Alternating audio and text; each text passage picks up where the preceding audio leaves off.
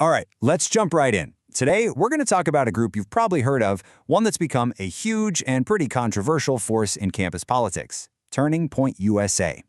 We're going to break down what they are, what they actually do, and maybe most importantly, how their whole story fits into a much, much longer history of student activism. You know, if you think about it, college campuses have always been these battlegrounds for ideas. It's not some new thing. From the very beginning, they've been places for debate, for protest, for different worldviews to just smash into each other. It's really baked into the very idea of a university. So, okay, the players change with every generation, right? But that fight for influence, that never stops. So who's on the front lines today? Who are the big names shaping the ideological landscape on campus right now? Well, there's one name that seems to pop up more than just about any other. So let's get a really clear picture of this organization. I mean, to understand their impact, you first have to understand who they are and what they're actually trying to pull off. Okay, so here's the basic rundown. Turning Point USA, or TPUSA as you'll often hear it called, was founded back in 2012 by Charlie Kirk. And get this, he was only 18 years old at the time. The whole point of the organization was to engage young people, specifically to bring a conservative message right on to college campuses. So what is that message? Well, according to TPUSA themselves, their entire mission is built on these 4 pillars. They're all about promoting free markets, limited government, and individual freedom. And they frame all of this not just as, modern conservative ideas, but as a direct throwback to America's founding ideals. So how do they actually do that? How do they get this mission out there? Their strategy, their playbook, is actually pretty straightforward. First, they bring in high-profile speakers, and yeah, often pretty provocative ones. They organize big campus events, and they work to build this huge nationwide network of student chapters. But a really crucial part of their game plan is to directly challenge what they call campus censorship and cancel culture, making the case that conservative voices are being shut down. And as you can probably guess, a strategy like that, it doesn't exactly fly under the radar. This brings us right to the heart of the intense debate and the controversy that just seems to follow them everywhere.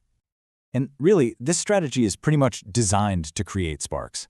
By putting themselves right in the middle of the most heated campus debates, TPUSA becomes a total lightning rod for controversy. I mean, their events, their speakers, their social media, it's all a machine designed to draw in passionate supporters on one side and really fierce opposition on the other, no matter where they go. And this contrast really gets to the core of it all.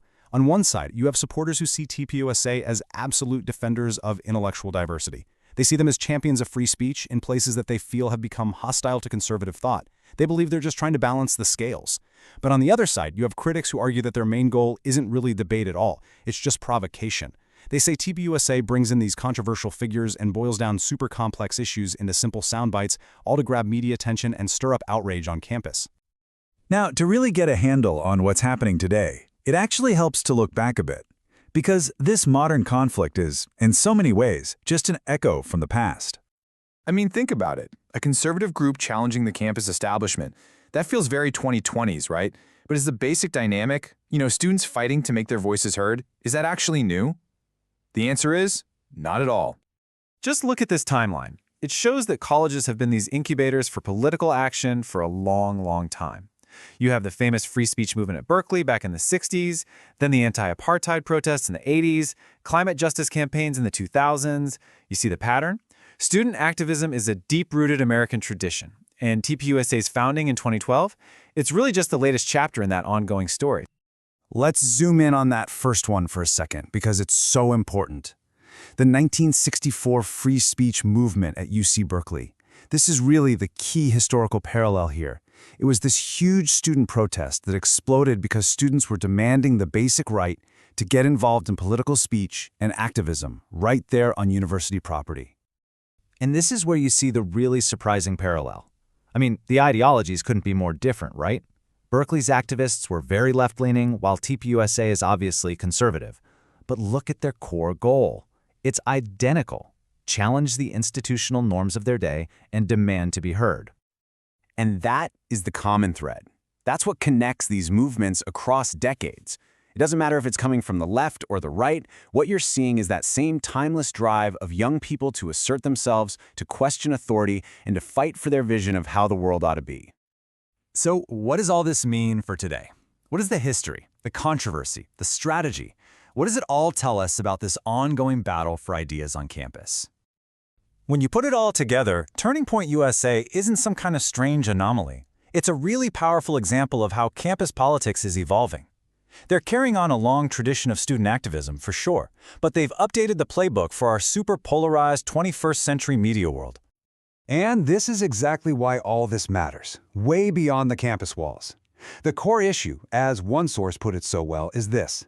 The battle over who gets to speak and how freely continues to shape not only college life, but the nation's broader political culture. It's a ripple effect.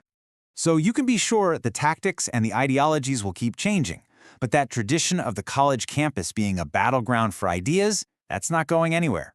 Which really leaves us with one final big question to think about. As this story keeps unfolding, what ideas, and just as important, whose voices are going to define the campus of tomorrow?